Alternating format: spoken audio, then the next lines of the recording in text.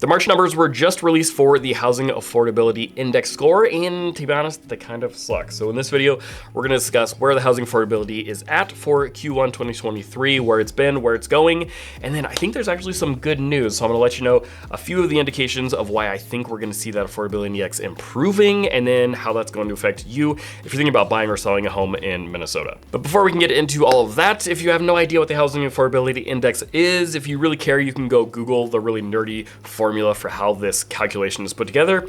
I'll give you the short version since none of you are going to go look at that, and I'll just tell you that basically they look at how much your payments are for housing versus how much your income is. So that payment, of course, is going to be affected by home prices and interest rates, and that's what they're calculating for your payments. And then they're looking at the median income around the country and then what that relationship is. So if prices are down, rates are down, and wages are up, then that's going to be higher affordability, obviously. And if it's the opposite, then it's the opposite. So on this graph that we're going to show you right here, this is the Housing Affordability Index historically. We're looking all the way back to 2006. So on this graph, the lower we are, the less affordable it is, the higher we are. So as you can see here, we'll kind of move along the timeline as we go. That red line is the average. This is specific to the Twin Cities. So this is going to be very seasonal, of course. You're going to see it becomes less affordable during the summer months and more affordable during the winter months.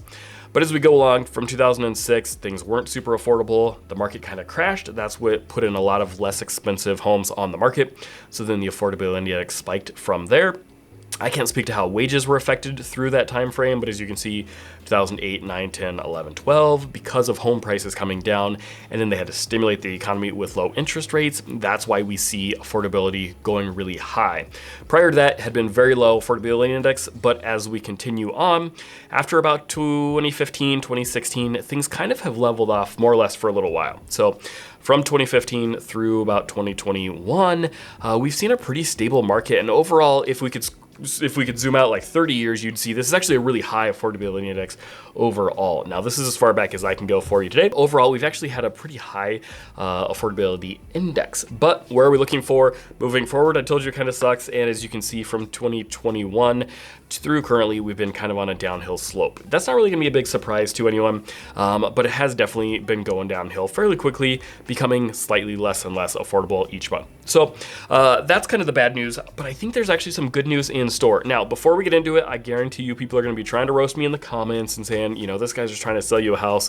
I do kind of love the haters, so that's fine if you want to comment, but I don't really have the luxury of working in, you know, feelings and emotions. The media dramatizes things. People just get it in their head of how they think it should be. I really have to stick to the data. And so what I'm going to show you today is really going to be three main reasons that I think I'm going to predict that our affordability is going to actually improve just slightly. The first reason for that is going to be the Federal Reserve is who controls the interest rates. They don't control mortgage rates specifically, but they affect the Fed rates, and that influences mortgage rates. So with inflation going crazy like it is, if you've been watching anything, you're probably hearing all the negative headlines of the Fed's jacking up rates, the Fed's raising rates, another rate spike. They love the word spike these days. And that's true. However, if you've actually watched the language, they've been really dialing it back. And I really get the sense that the Federal Reserve, Jerome Powell, I mean, the poor guy's like a punching bag for the whole US right now.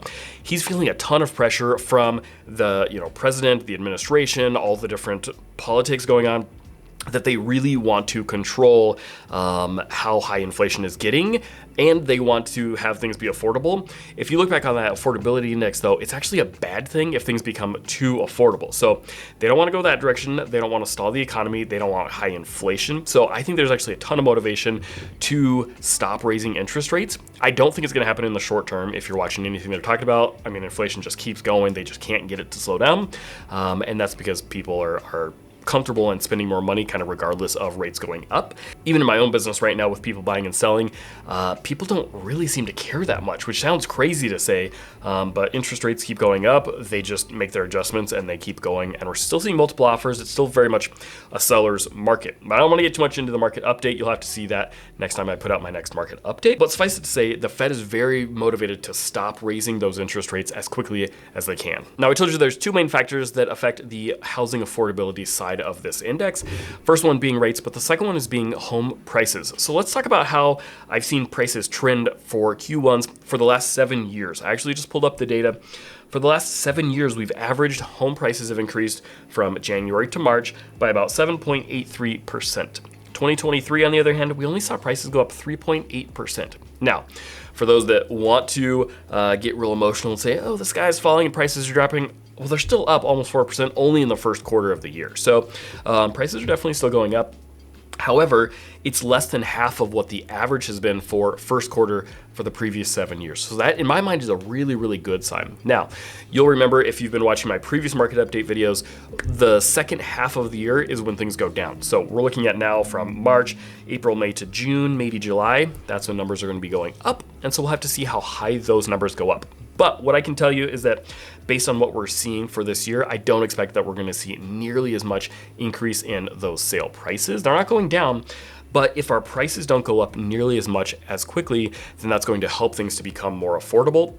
Again, by only seeing modest increases on that housing side of the index. Now, we talk about something really fascinating, and I don't want to get into some big conspiracy, but if you actually look at the historical data for interest rates prior to an election, now, of course, we're about 18 months out from an election or whatever, but every single time, I just looked at all of the data back to 2000 through the 2020 election, every single presidential election we've had, we've actually seen an improvement in interest rates. They've actually gone down. Now, I'm not going to speculate as to who's putting their toe on the scale and affecting things, but I will say that I've heard it from multiple different sources that whatever the current administration is, they're always trying to make things look better for their party, and they're always trying to give the country kind of that little bit of optimism, a little bit of hope, so that frankly they'll keep voting for Democrat or Republican, whoever's currently in office. The fact that we actually have another election coming up next year suggests to me, in addition to what the Fed's wanting to do and where the inflation and economy is at, I strongly feel that we're going to be seeing rates continuing to improve. I heard that from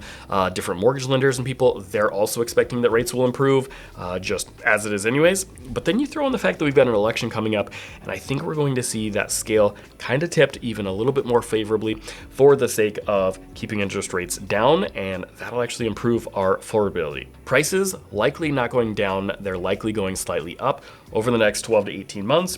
Interest rates also likely going to be going down over the next 18 months. That's got lots of data to support why we'll see improvements in interest rates. And then third, payments overall are going to be going slightly down because of those two things. And when payments go down, then your affordability index goes up. So that should make it slightly easier for people to buy and sell. And when that happens, we'll see a slight increase in listings coming on the market and buyers able to get out there and purchase more comfortably. Now, before you go make a purchase, you're definitely gonna wanna understand exactly what's going on in the Twin Cities real estate market. So do yourself a favor, subscribe to the channel because my next market update is gonna be coming out very soon.